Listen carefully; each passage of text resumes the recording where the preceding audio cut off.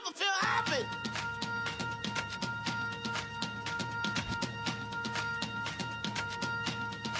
Never feel happy. No, you won't. Until you try.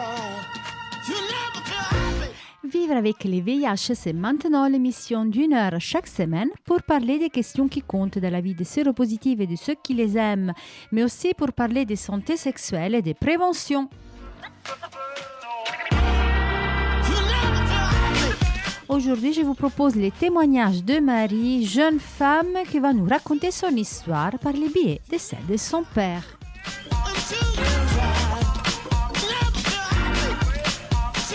Pour réagir à tout ce que vous entendez, vous pouvez nous contacter par téléphone au 01 40 40 90 25 ou à travers notre site internet comitédesfamilles.net.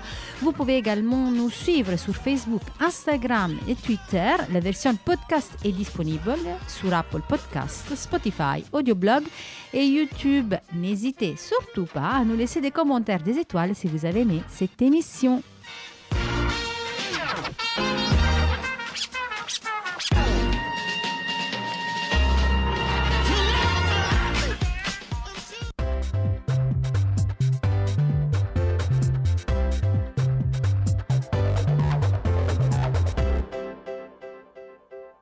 Bonjour, je m'appelle Marie, j'ai 23 ans. Je vais vous raconter mon histoire et surtout celle de mon père.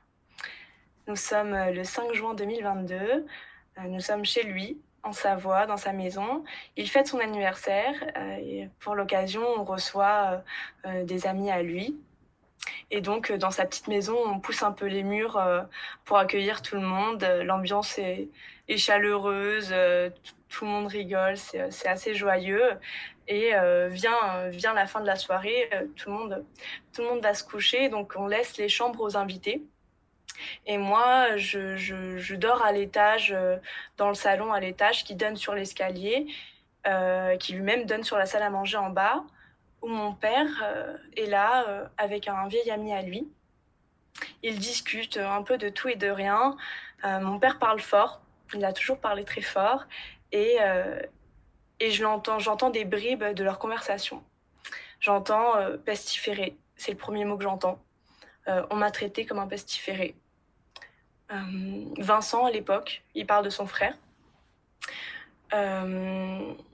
Il parle des médecins qui refusaient de le prendre comme patient. Il est tard, il est peut-être 2h du matin, je me sens pas très bien, je suis assez fatiguée, épuisée de la journée. Et je m'endors comme ça, avec beaucoup de questions. Ils ont changé de sujet en bas, en fait. Voilà, donc moi, je m'endors et je comprends pas trop ce qui se passe.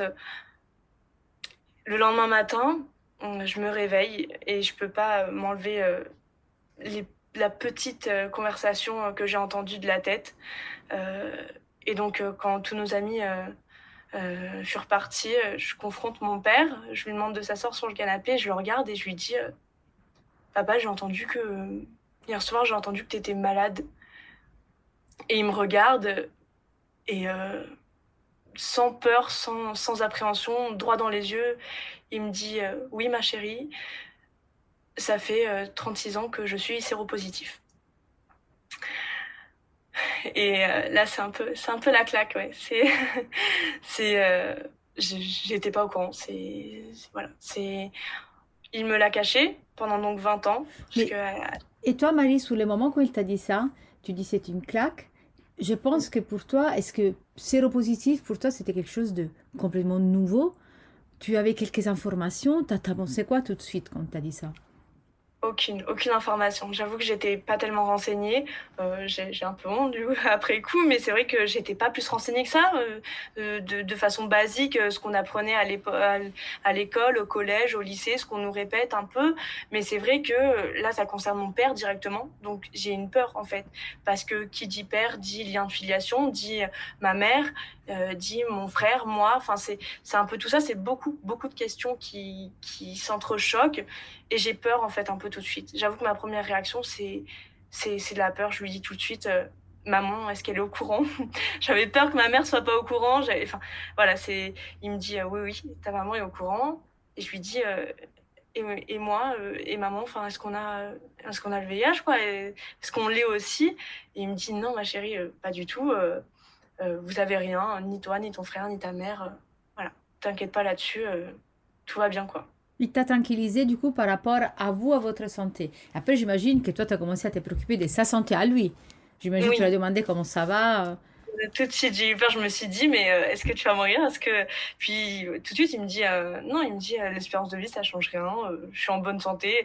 Mais même moi, j'ai jamais vu mon père, il fait toujours quelque chose, à 4 heures du matin, il est debout, il est actif, il travaille, enfin, il fait il travaille, comme ouvrier, donc il fait beaucoup de métiers, voilà, un métier qui est assez dur physiquement.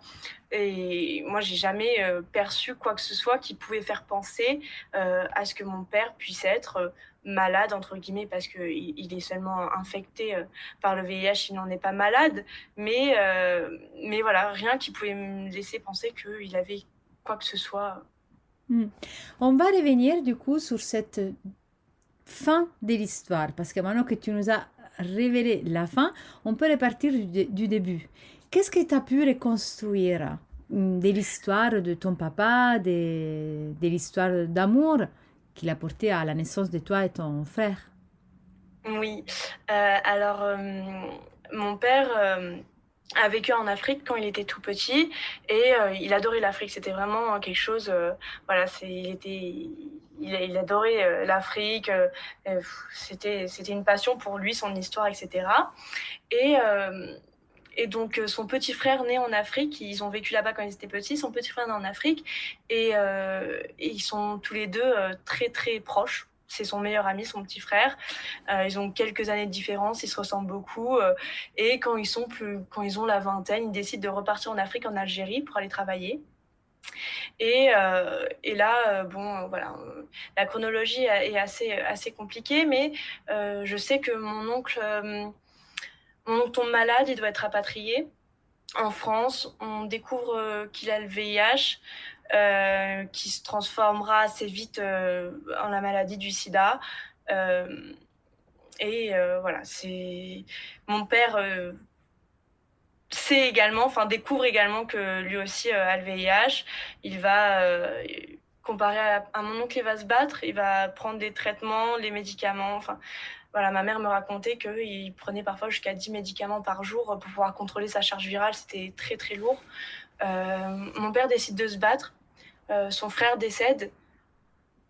Il veut pas faire vivre la même chose à ses parents, donc elle décide de se battre. Il pleure son frère, en fait. C'était vraiment son âme sœur. C'était son âme sœur. Il s'adorait, donc il décide de se battre pour lui aussi, je pense, au début. Au début pour lui, et puis après pour nous.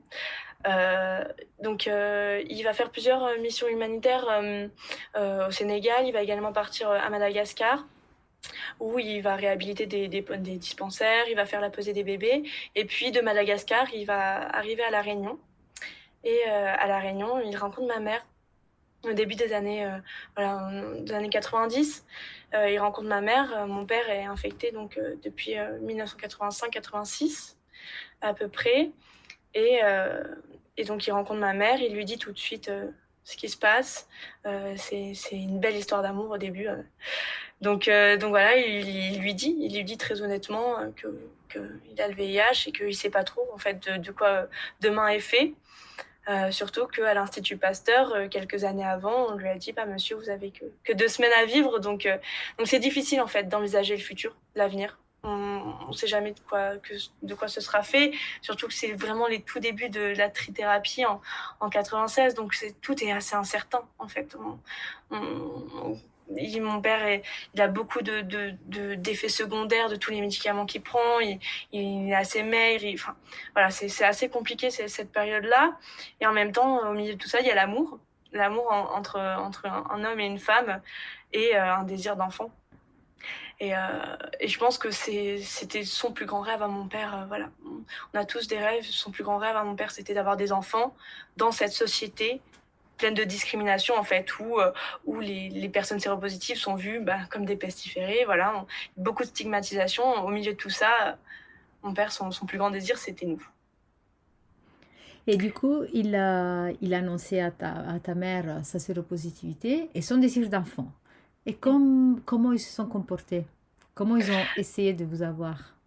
Euh, la première action, je pense que de mon père, déjà, c'est beaucoup d'humilité, de honte. Il voulait pas avoir à faire vivre ça à ma mère, en fait, cette charge, ce poids, parce que c'était aussi un poids à l'époque. C'est pas comme aujourd'hui, il y avait tout un processus médical qui devait être mis en place. Et donc, quand la question du premier enfant, donc de mon frère, se pose, on est en 1996 à peu près, et les équipes de médecins refusent. Voilà, mes parents viennent avec ce désir d'enfant et on leur dit non. On leur dit non parce que on veut pas prendre la responsabilité d'avoir une maman infectée, un enfant infecté. On, voilà, on n'a pas de recul, on ne sait pas comment faire. Et de la peur, oui, aussi.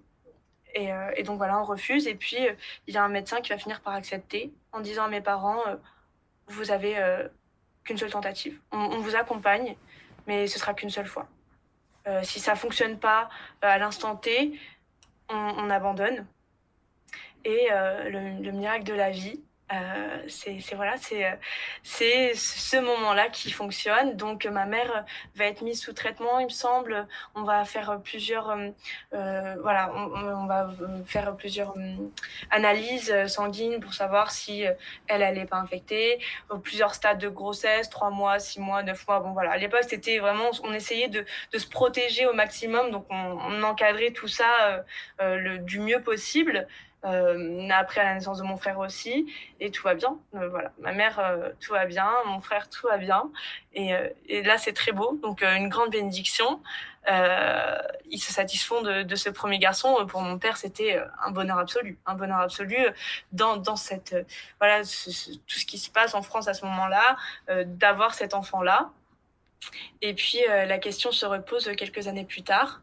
Il faut savoir que ma mère avait appréhendé quand même beaucoup de recommencer. Avec du recul, elle me dit que c'était compliqué comme décision à prendre à l'époque. On n'avait pas le recul qu'on a maintenant, donc c'était pas facile. Donc deuxième fois, on leur dit non. Encore pour moi à l'époque, en 2000, on leur dit non. Et puis un médecin accepte une nouvelle fois. Et une nouvelle fois, on leur donne une seule possibilité. Et une nouvelle fois, le miracle de la vie opère. Et voilà, deuxième enfant qui vient. Et encore une fois, le bonheur absolu, c'était... Voilà, tout pouvait arriver à mon père, mais tant que nous, à mon frère et moi, il n'arrivait rien, qu'on était en bonne santé, il n'y avait pas plus grande bénédiction que celle-là. Et du coup, pendant 20 ans de ta vie, tu n'étais pas au courant, ton père il te l'a pas dit, mais il y a des personnes qui y étaient au courant, bien sûr ta maman, et tu me disais hors antenne, le côté maternel, la famille de ta mère était au courant, mais pas la famille de ton papa. Oui. Alors, quelques personnes de la famille de mon père savaient, mais c'est vrai que ses parents particulièrement ne savaient pas. En fait, le jour où j'ai découvert son secret, donc le jour où je l'ai confronté, le lendemain de son anniversaire, je lui ai dit, je ne sais pas pourquoi cette question m'est venue, hein, c'est une des troisièmes questions qui m'est venue. Je lui ai dit, est-ce que grand-mère et grand-père savaient? Et il me répond, mot pour mot, Marie, ils avaient déjà un fils qui mourait du sida, ils ne pouvaient pas en avoir deux. Là, je comprends que pour lui, en fait, voilà, c'était pas envisageable de le dire. Il a vu sa mère triste, peinée, en deuil de son fils. Il s'est dit que même si lui n'avait pas le sida, qu'il avait que le VIH, que ça se transformait pas en maladie, qu'il pouvait pas faire subir ça à ses parents. Il voulait protéger tout le monde, en fait. Mon père, il voulait protéger le monde entier de lui-même. Pour lui, c'était, voilà, il était une charge, un poids aussi, et il voulait pas faire subir de la tristesse. Donc il le cachait, en fait, il le disait pas. Et en même temps, il avait demandé à ma mère de ne pas nous le dire. Mais au bout d'un moment, je pense, dans sa vie, beaucoup de gens pouvaient être au courant. Ma mère, quand ils ont divorcé, mes parents, et quand elle a divorcé, c'est vrai que ça a été un peu une libération pour elle de pouvoir se décharger aussi et d'en parler un peu plus librement avec sûrement des amis, etc., sa famille à elle. Mais voilà, c'est sûr que quand je lui ai appris, quelques mois après, donc je suis allée voir ma maman à La Réunion, et je lui ai dit... je lui ai dit: «Maman, je suis au courant. Je suis au courant que papa est séropositif» et elle était en pleurs. Elle était en pleurs parce que sa première réaction, c'était d'avoir peur que je lui en veuille de me l'avoir caché. Parce que c'est vrai qu'on est très fusionnels, elle et moi, et je pense que voilà, au fond d'elle, elle avait peur que elle m'a dit tout de suite, elle m'a dit: «Marie, j'essaie de te le dire. J'essaie de te dire quand tu avais 15 ans, j'essaie de te dire quand tu avais 18 ans, j'essaie de te le dire quand tu avais 20 ans, j'essaie de te le dire tout le temps et en même temps, bah, c'est aussi l'histoire de ton père principalement. C'est un peu la mienne, c'est un peu la nôtre, mais c'est surtout celle de ton père et moi même si on n'est plus ensemble, je respecte son choix et je peux pas lui enlever ça. Mais elle était après c'était le soulagement, voilà, de tant d'années, 20 ans, plus de 20 ans parce qu'il y a mon frère avant moi qui était pas au courant, et qui a 4 ans de plus que moi, mais plus de 20 ans où ma mère a dû nous cacher ça et c'est vrai qu'elle a été, elle-même très, très soulagée Mm. de cette découverte. Et à ces moments, vous avez décidé aussi, toi, tu as décidé de le dire à ton frère ou tu as laissé ton père le Oui. choix à ton papa? Ouais, la question s'est assez vite posée parce que moi j'avais du mal à supporter que mon frère soit pas au courant. Mm. C'était assez dur, et j'ai plusieurs fois je lui ai demandé, je lui ai dit: «Papa, faut que tu le fasses», donc il avait un peu peur de le faire en fait et quand il lui a dit, il a finalement finir par lui dire. Mon frère comme moi, avait entendu des bribes de conversation de mon père quand il avait 12 ans, à peu près 12 ans et donc l'histoire se répète, mon père parlait fort, voilà donc mon frère pardon, quand il était jeune, avait entendu un peu, il comprenait pas trop, il a jamais redemandé, il l'a vécu comme ça et donc ouais, mon père a fini par lui dire et puis voilà, la libération, pour tout le monde. C'est vrai qu'après que mon frère et moi sommes au courant, mon père prenait sa trithérapie devant nous alors qu'on l'a jamais vu prendre un médicament, voilà, c'était un homme changé parce qu'il était, enfin libéré. J'ai pas d'autre mot que libération. C'est le mot qui me vient. Il me demandait de lui apporter sa trithérapie, et voilà, c'était l'aboutissement. Et du coup, cette découverte s'est passée il y a 4 ans. Comment se sont passées ces dernières années, du coup? Est-ce que tu as fait, tu as commencé à t'intéresser au VIH, à tout ce qui c'est lié à ça? Oui, mon père n'est jamais trop revenu sur son histoire. On n'est jamais revenu sur, comment il l'a vécu d'avoir le VIH parce que, voilà, il gardait cette pudeur, même si maintenant on savait, ça changeait pas tout. Ça changeait pas le fait que mon père a eu honte pendant des années, que pour lui c'était très dur à supporter et que, voilà, pour lui, c'était comme ça. Il n'arrivait pas à en parler librement comme on peut le faire maintenant. Ça restait pas tabou entre nous, mais voilà, ça restait un sujet qu'on n'abordait pas librement. Mais voilà, c'est vrai que depuis ce jour-là, moi, je m'y suis intéressée. Sur les réseaux, je vous suis vous déjà, j'écoute vos podcasts, mais également d'autres comptes qui parlent de VIH. Je lis des articles, je me suis intéressée à tous ces termes en fait. Qu'on n'aborde pas trop, trithérapie, etc. Qu'est-ce que c'était, la PrEP, ces choses-là, voilà. Donc c'est vrai que je m'y suis beaucoup intéressée de par cette découverte. D'ailleurs, toi, tu es jeune, 23 ans, tu fais partie vraiment de cette génération qu'on dit qui est moins au courant, qui peut recommencer à prendre des risques aussi parce qu'elle n'est pas au courant. Comment tu le vis, toi, sachant que ça fait partie, comme tu dis, aussi de ton histoire, de ta famille, mais est-ce que tu sens quelque chose qui te concerne aussi vraiment toi-même dans la société? C'est vrai que moi j'ai un peu une âme de justice en moi, de par les études de droit que j'ai faites, et mon désir d'être avocat. J'ai toujours un sentiment d'injustice, et voilà, j'aime défendre des causes et c'est vrai que quand j'entends des personnes qui ne savent pas encore, que, indétectable, veut dire intransmissible, que ces choses-là, qu'on ne fait pas la différence entre le VIH, le sida, c'est assez révoltant. Alors que moi-même, je ne savais pas, hein, donc voilà, c'est un peu contradictoire, on va dire, c'est un peu ambivalent comme sentiment, mais j'essaye justement autour de moi, donc mes amis, déjà, ça commence par eux, de leur dire: «Bah, vous savez, VIH ne veut pas dire qu'on donne forcément le virus quand on a des relations sexuelles, etc. J'essaye, avec mes mots de jeune femme, de faire un peu, voilà, je dirais pas l'éducation, mais c'est vrai, juste un peu d'information, voilà, ça, et qu'une personne séropositive sous traitement ne peut pas transmettre le virus. Et ça, c'est quand même formidable. Donc je trouve ça beau à dire, et que les personnes séropositives vivent comme tout le monde. Et voilà. Ouais. J'essaye d'en faire un peu, pas un combat quotidien. Je suis pas encore, peut-être pas encore, active d'une échelle un peu plus élevée.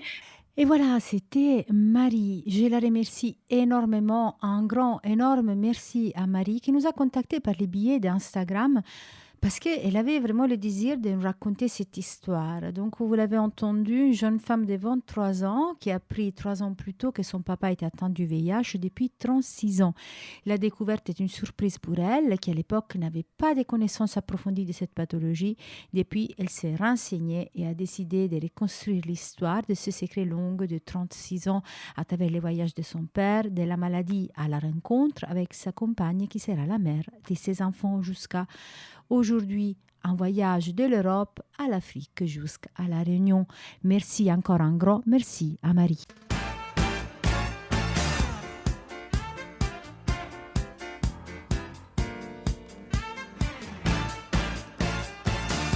Et nous sommes arrivés à la fin de l'émission d'aujourd'hui.